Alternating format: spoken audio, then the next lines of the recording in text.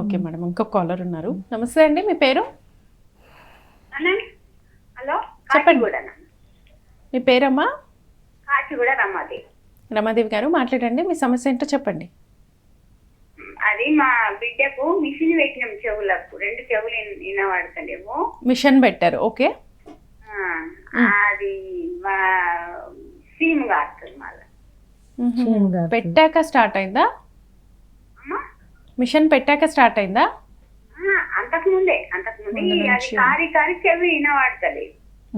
అంటే water energy ఎక్కువగా అయిపోయి మూమెంట్ లేకుండా అక్కడే స్ట్రక్ అయిపోయి అది బ్యాడ్ ఎనర్జీగా మారి అది చీముగా మారిపోయింది. అది అదే చీమ ఎక్కువైపోయి ఇప్పుడు మనకి ఎక్కువ కోల్డ్ ఉన్నప్పుడు కూడా చెవులు వినబడుతుంది కదా, అలా ఎక్కువగా అక్కడ చీమ వచ్చేసేసరికి వినబడకుండా పోయింది. అది వచ్చి న్యాచురల్ రెమెడీస్ లోనే సెటరేట్ అవుతాయమ్మా. ఇప్పుడు అలోపతిలో కూడా అవ్వడానికి ఛాన్సెస్ ఉన్నాయి, ఎందుకంటే యాంటీబయాటిక్స్ వాడి దాన్ని అంతా ఫుల్ డ్రై చేసి తర్వాత వాళ్ళు చేస్తుంటే ప్రాసెస్ కరెక్ట్గా చేసి ఉండకపోయి ఉండొచ్చు, మేబీ మనకు తెలియదు కదా. సో ఈ చీము కారుతుందంటే దానికి కూడా బెస్ట్ సొల్యూషన్ వెల్లుల్లిపాయ. ఓకే, అది పెట్టి చూడమందా, అది పెట్టి చూడండి అమ్మా మీరు. ఇంకొకటి ఏంటంటే ఇక్కడను ఇలా బ్యాక్లో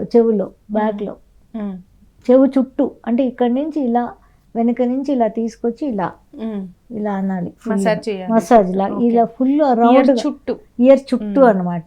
దీన్ని చేయడానికి నువ్వుల నూనె అలా చేతిలో పెట్టుకొని అలా చేస్తే అది అవకాశాలు ఉన్నాయి చేంజెస్ రావడానికి.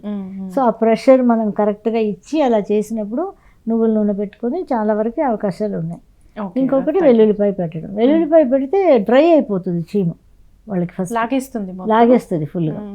అది రోజు పెట్టాలి, నైట్లో పెట్టేసి వదిలేయాలి, పడుకునేటప్పుడు మార్నింగ్ లేచి తీసేయడమే. ఓకే అమ్మా, ఒకసారి డాక్టర్ గారు చెప్పిన టిప్స్ పాటించండి, అయినా కూడా తగ్గలేదంటే ఒకసారి పర్సనల్ నెంబర్కి కాల్ చేయండి.